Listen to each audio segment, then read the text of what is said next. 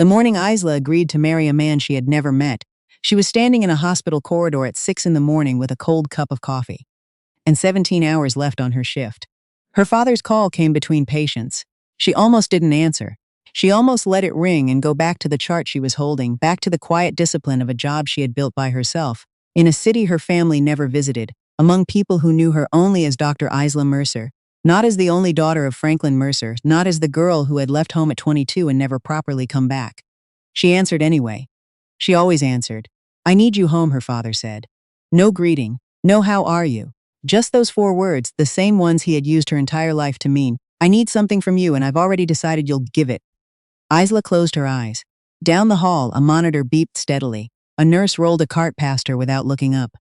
"Dad," she started, "the Callaway Group is pulling out of the merger. If they do, we lose everything, the company, the building, the name." He paused. "Your grandfather's name."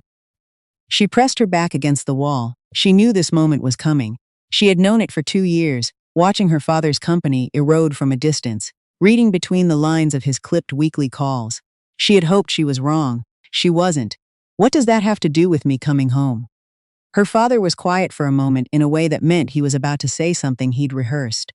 "The Callaway family has a son, Nathaniel. He's 36. Their board has agreed to the merger under one condition." The word condition sat in her chest like a stone dropped into still water. "Dad, it's not what you think. Tell me exactly what it is then." Another pause. "A marriage between you and Nathaniel Callaway. 6 months minimum, long enough to satisfy their board of directors. After that, both parties can agree to dissolve it quietly. No scandal, no press. Just 2 families doing business the civilized way." Isla laughed. She didn't mean to. It came out sharp and humorless, bouncing off the linoleum and the fluorescent lights and disappearing into the antiseptic air. "You're serious. I wouldn't call you at 6 in the morning if I weren't serious. I don't know this man. You'll meet him. I have a job. You can practice medicine anywhere, Dad." "Isla." His voice dropped. "Your grandfather built that company with 40 years of his life. I know I've made mistakes. I know the last few years haven't been. I know things aren't right between us. But I'm asking you. I'm asking. No, please." She stood there for a long time after the call ended, long enough for her coffee to go completely cold, long enough for the corridor to fill with the sound of a new shift beginning. Then she walked back to her patient's room, finished her rounds, wrote her notes with the same careful handwriting she always used, and at the end of her shift, she called her father back and said yes. She told herself it was for her grandfather. She almost believed it. The Callaway estate sat at the end of a long private road lined with old oak trees whose branches had grown together overhead like a cathedral ceiling. Isla arrived on a Thursday afternoon in late October, the light already going golden and thin, the air carrying that particular chill that smells like leaves and endings. She had flown into the city that morning, checked into a hotel she'd booked herself because she refused to stay at her father's house, changed into a dress she'd bought specifically for the occasion, dark green, fitted, not trying too hard, and driven a rented car out to the address her father's assistant had sent her. She had done her research. Of course she had. She was a doctor. She did not walk into situations blind. Nathaniel Callaway, 36, youngest son of Douglas and Helen Callaway. Harvard MBA, named to a Forbes list at 29. Ran the operations division of Callaway Group for 4 years before, and here the news articles became vague, dates blurring, sources going quiet, before stepping back from public life. The last photographs she could find were from about 18 months ago, a charity event. He was standing at a podium, looking at the camera, with the kind of composed expression that told her nothing. She had tried to find out why he'd stepped back from public life. Every search hit a wall of carefully managed silence. The front door of the estate opened before she reached it. A woman stepped out, late 50s, silver-streaked hair pulled into a low knot, wearing the kind of simple clothing that cost more than it looked. She smiled with genuine warmth. "Isla," she said. "I'm Helen. We spoke on the phone." She extended her hand. "Thank you for making the drive." Isla shook it. "Thank you for having me." Helen held the door open and led her inside. The entry hall was high-ceilinged and quiet, walls hung with old landscape paintings, floors of dark wood that absorbed sound. Isla noticed, as she followed Helen deeper into the house, that the doorways were slightly wider than standard. She noticed the absence of threshold lips between rooms. She noticed the elevator tucked discreetly beside the staircase. She was a doctor. She noticed things like that. "My son will join us shortly," Helen said, leading her into a sitting room where tea had already been laid out. "He wanted to give you a moment to settle in. He thought arriving to a crowd might feel overwhelming. Isla sat down and looked at Helen carefully. Mrs. Calloway, Helen, please, Helen. Isla folded her hands in her lap. I want to be straightforward with you, because I think we'll get along better that way than if we spend the next hour being polite around the edges of things. I came here because my father asked me to, and because I have some respect for what this merger could preserve. I'm not under any illusions about what this arrangement is.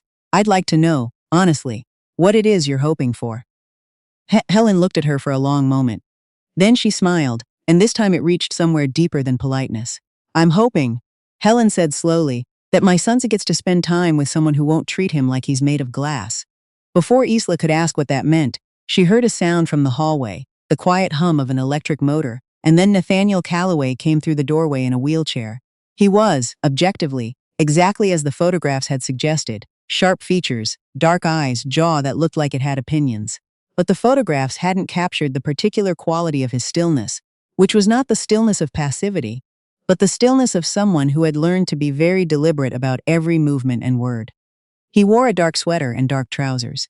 He looked at her with the frank, evaluating gaze of someone who was used to people looking at him first, and had decided long ago that the best response was to look back harder. Dr. Mercer, he said. Mr. Calloway, Nathaniel, Isla. He stopped his chair a few feet from the sofa. Neither of them moved to fill the silence with pleasantry. My mother tells me you're direct, he said. Your mother is guessing. She's only known me for 40 seconds. Something in his expression shifted, not quite a smile, but its structural foundation. She's usually right. Then I'll try not to disappoint her. Isla reached for her tea. Shall we talk about what this actually is? Or would you prefer to spend 20 minutes discussing the weather and the drive out here? I would rather pull this entire building down brick by brick than spend 20 minutes discussing the drive out here. He pulled his chair closer to the low table between them and poured his own tea with efficient, practiced movements. So, my family's board of directors is terrified of a leadership vacuum. They think I'm diminished. My mother believes a marriage would signal stability. Your father's company is collateral damage in a corporate negotiation that's been going badly for 2 years. He glanced at her. Tell me if I'm missing anything. You're not missing anything. Then, here's what I want to know. What do you actually want out of this? Isla looked at him steadily. I want my grandfather's company to survive. After that, I want to go back to my job and my apartment and my life. In that order. And you're willing to live here for 6 months to get that. I'm willing to try. He was quiet for a moment. I should tell you something before you decide. I've already decided. Isla.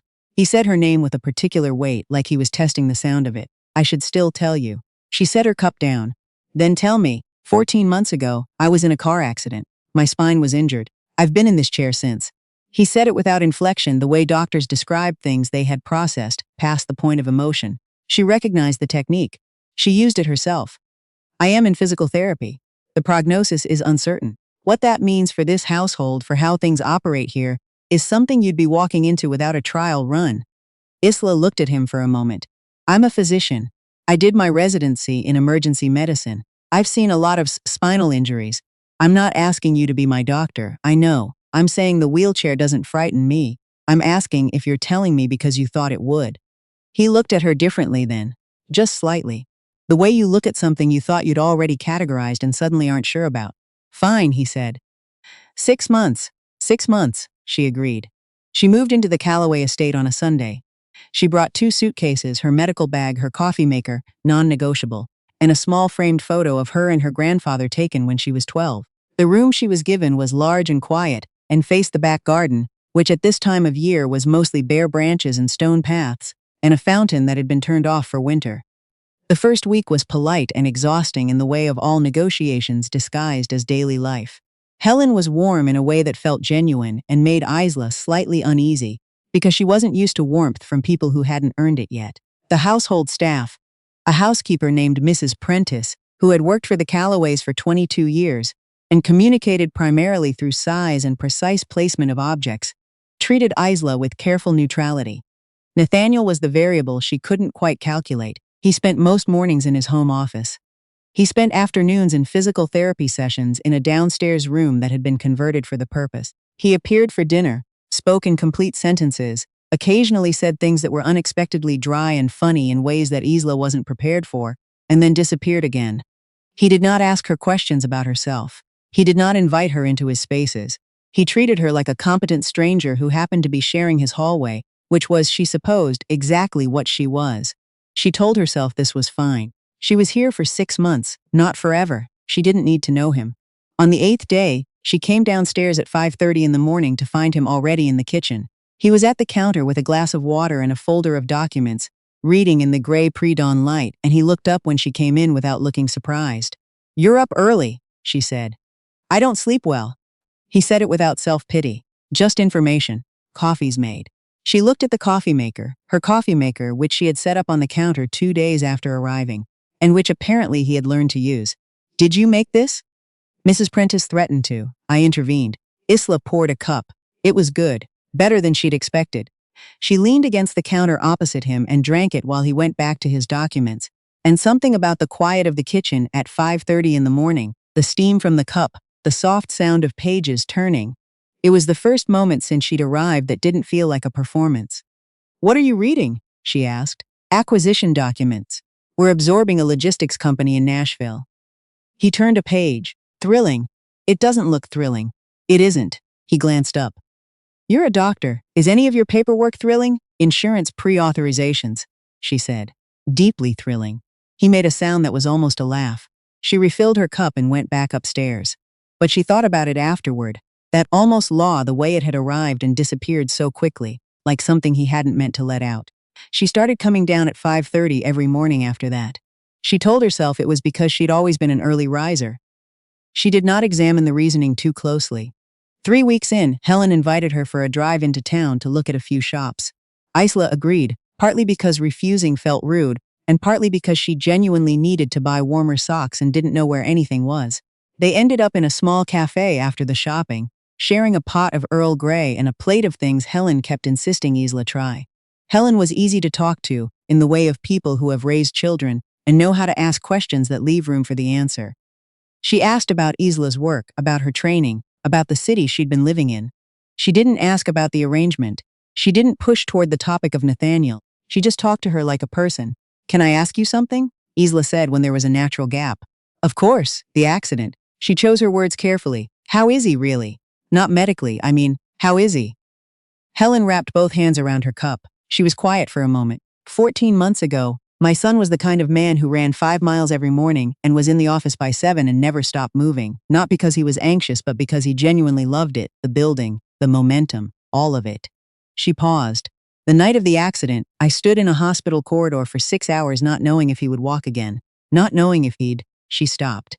"When he came home, he was so angry. For months. He wouldn't let anyone help him with anything. He fired 2 nurses. He refused every dinner invitation and every visitor. He just went very quiet and very hard." She looked at the table. "He's better now. But there's a version of him I'm still waiting to come back." Isla thought about 5:30 in the morning and the almost law. "He's still in there," she said without planning to. Helen looked at her. Something in her expression that Isla couldn't quite name. "I know," Helen said softly. "I just need him to know it too." The argument happened on a Tuesday, about a month after Isla had moved in. She had been on a call with her department head about her leave of absence. A conversation she had managed to keep carefully brief and professional.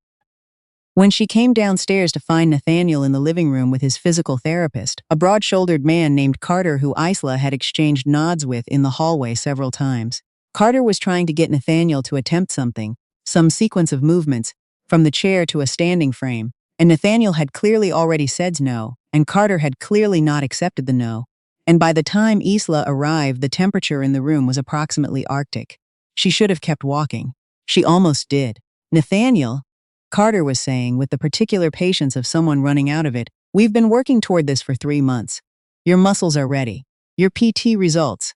"I know what my results say." "Then you know there's no mental reason not to try." "I said no." Isla kept walking. She went to the kitchen, poured a glass of water, stood at the counter and counted to 10. She could hear the session ending through the wall. Carter's polite professional farewell, the front door. Silent, she went back to the living room.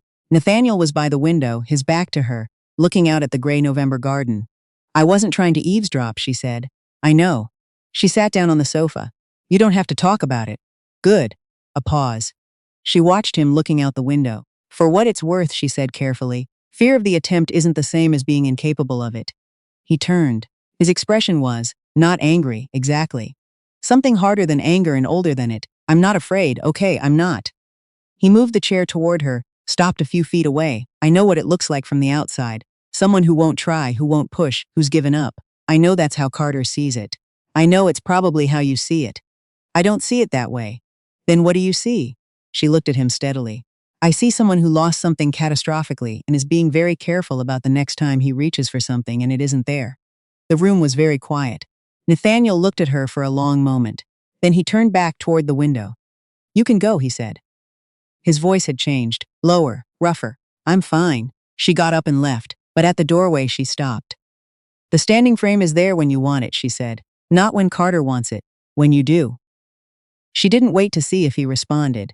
That evening at dinner he passed her the breadbasket without being asked. It was a small thing. She didn't mention it. December arrived and brought with it the kind of cold that made the estate feel sealed off from the rest of the world. The garden went silver with frost in the mornings.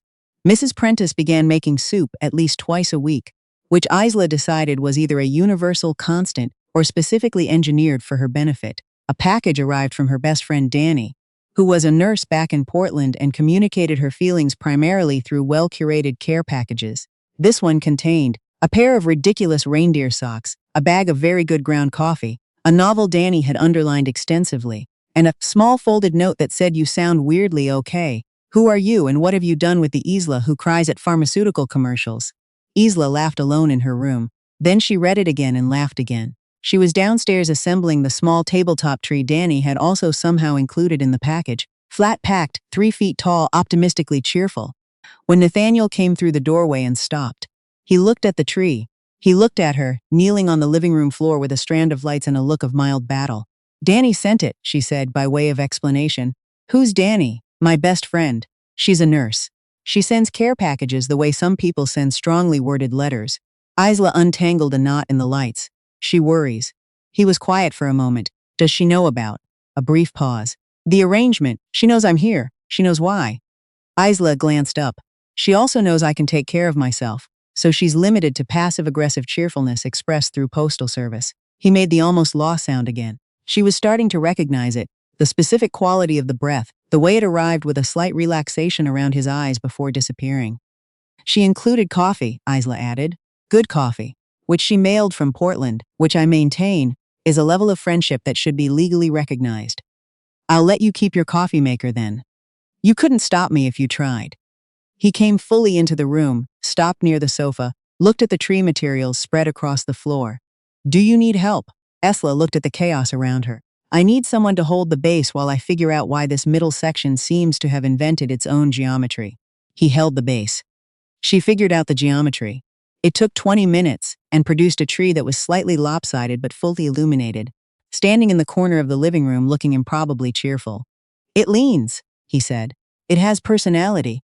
It has a structural problem. Those aren't mutually exclusive." She stepped back to look at it with her hands on her hips. "I like it." He looked at it for a moment. "It's growing on me." She found him looking at it again the next morning when she came downstairs at 5:30. He didn't say anything about it, neither did she. 3 days before Christmas, Isla got a call from her father. She took it in her room, standing at the window, watching Frost on the garden below. The call was short. Her father's voice was careful in the way it got when he was holding something back, and she knew even before he said it what the subject was. Her mother's birthday was December 23rd, had been since she died 7 years ago, a day that her father marked privately and that Isla had driven across the city every year to observe.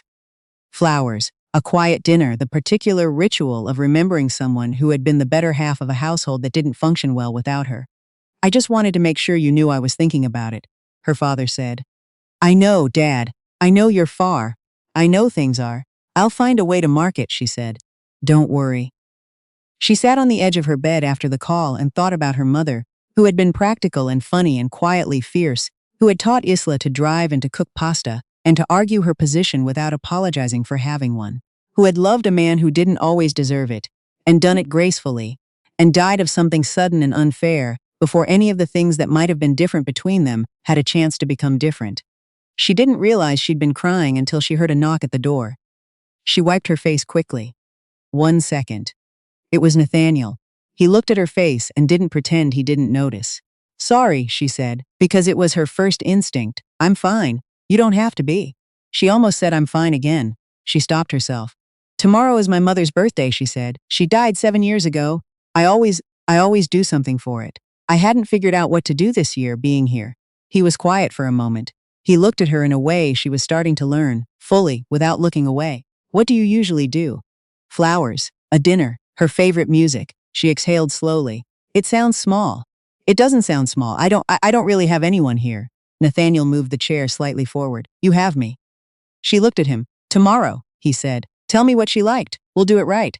She had expected to deflect the offer. She had expected to say that was kind, but she'd manage, that she didn't want to impose, all the reflexive things she said when people offered her something she actually needed. Instead, she said, she liked tulips.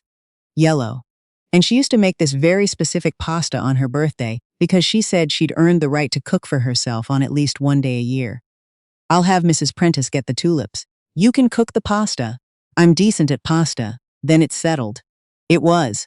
The next evening, they sat at the dining room table with a vase of yellow tulips in the center and a pasta that Isla had, against all expectation, made correctly on the first try in an unfamiliar kitchen. Helen had tactfully absented herself with the explanation of an old friend's dinner she'd nearly forgotten. Mrs. Prentice had produced a very good bottle of white wine and set the table with what Isla suspected was the nicer china, without anyone asking. Isla told Nathaniel about her mother. Not the sanitized version she gave people at work, or the brief factual version she gave anyone who asked. The actual version, her mother's opinions about bad drivers and good books, the way she laughed at her own jokes, half a second before the punchline, the fight she and Isla had the week before she died that they never got to finish. Nathaniel listened. He didn't try to fix anything or redirect anything, or offer silver linings. He just listened, and occasionally asked a question that was exactly the right question, and refilled her wineglass without making it a gesture. Near the end of the evening, Isla said, "You're a better listener than you look like you'd be." What did I look like I'd be? She considered. Someone who's very good at talking. I used to be. He turned his wineglass slowly on the table. I had to learn to stop filling space. She thought about the accident. About 14 months of learning to exist differently in a body that had rearranged itself around a single catastrophic night. I think it suited you, she said, listening. He looked at her across the table. The light was low and warm, and the tulips were very yellow, and she was aware suddenly of sitting in a room with a person who had gradually, without announcement, stopped being a variable she couldn't calculate. Nathaniel, she said. I want to ask you something, and I want you to answer honestly. He waited. The physical therapy. The standing frame. Are you going to try it? He was quiet for a moment. Then, I tried it this morning. She looked at him. Carter doesn't know yet, he said. I wanted to do it alone first. To know if it was real before anyone else's reaction was part of it. He looked at the table. It held. I stood for about 40 seconds. Isla didn't say anything for a moment. She understood, with the particular precision of someone who had stood in enough hospital corridors watching people recalibrate their entire relationship with their own body, exactly what 40 seconds meant. 40 seconds is significant, she said. I know. Are you going to tell Carter? On Monday. He looked up at her. I told you first. The way he said it. Quiet, deliberate, rearranged something in her chest. Good, she said. And because she didn't trust herself to say more than that, she picked up her wine and looked at the tulips. January arrived. The merger paperwork moved through its final stages.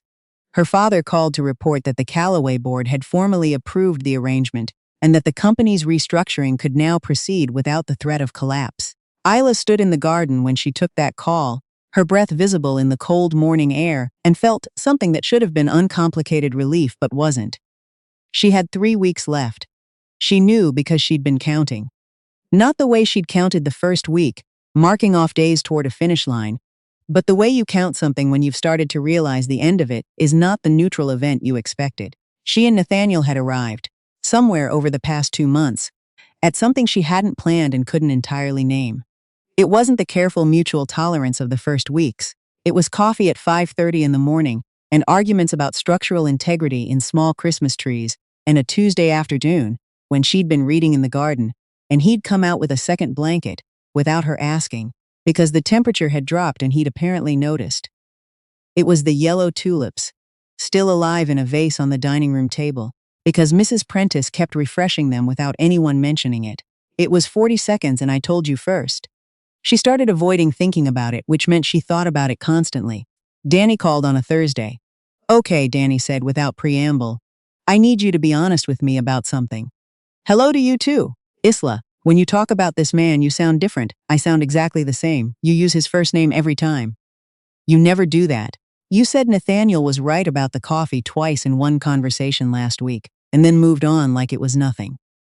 Isla sat on the edge of the garden fountain, which was still off for the winter. I live in his house, Danny. Of course I use his name. You lived with your ex-boyfriend for 2 years and you called him the person I live with for the last 8 months of it. Isla opened her mouth, closed it. Think about that, Danny said, with the serenity of someone who had already thought about it and arrived at a conclusion. She had been thinking about nothing else when Nathaniel found her still sitting by the fountain an hour later. He came out in a coat and looked at her face. What happened? He asked. Nothing. I was just thinking. About what? She looked at him. The honest answer formed itself with surprising clarity, like a diagnosis after a long, uncertain exam. About the fact that I have 3 weeks left, she said. He went still. And about the fact that I've been treating that like a fixed point, she continued, like a wall I'm going to walk up to and then stop. But I don't think, she stopped. I'm a physician. I'm supposed to be good at prognosis. Isla? Let me finish. She looked at him directly. I don't think this is what I thought it was when I got here. I don't think you're who I thought you were. And I don't know what to do with that, because the arrangement was very clear and I'm not someone who… She exhaled. I don't do things without knowing what they are. Nathaniel looked at her for a long moment. Then he moved the chair forward until he was close enough that she could see the specific expression his face made when he was choosing his words with care. I need to tell you something, he said. Okay, my PT results came in last week. The projection is… He stopped, started again. They think if the current trajectory holds, I'll likely recover significant mobility. Not everything, but significantly. He looked at her. I didn't tell you because I didn't want it to. Another pause. I didn't want you to stay for that reason, if you stayed. She stared at him. You thought, she said slowly, that I might be inclined to stay for medical reasons. I thought you might feel Nathaniel. She stopped. Do you actually think that's what this is? He held her gaze. I don't know. That's why I told you. She looked at him for a long moment. Then she stood up from the fountain edge, took 2 steps toward him, and before she could make a rational decision about it, she said, I'm not staying because of your prognosis. Then why? Because you made me pasta doesn't exist in your vocabulary 3 months ago, and you had Mrs. Prentice get yellow tulips, and you held the bottom of a terrible Christmas tree for 20 minutes like it mattered, and because you told me first. He looked at her with an expression she had no existing category for. That's not very scientific, he said. No, she agreed. It isn't. A beat. Isla, Nathaniel, stay. She stood in the cold January garden and looked at him, this man she had not chosen and then, without quite noticing when it happened, chosen entirely. All right, she said, but I'm keeping my coffee maker. The corner of his mouth moved. Not the almost law, the actual thing. And she thought, there it is. Inside, through the dining room window, the yellow tulips caught the last of the afternoon light. And Isla, for the first time since she'd come home to a life she hadn't planned, felt something settle quietly into place, like a diagnosis finally confirmed, like a prognosis she was willing to trust. She walked back inside. This time she wasn't counting days.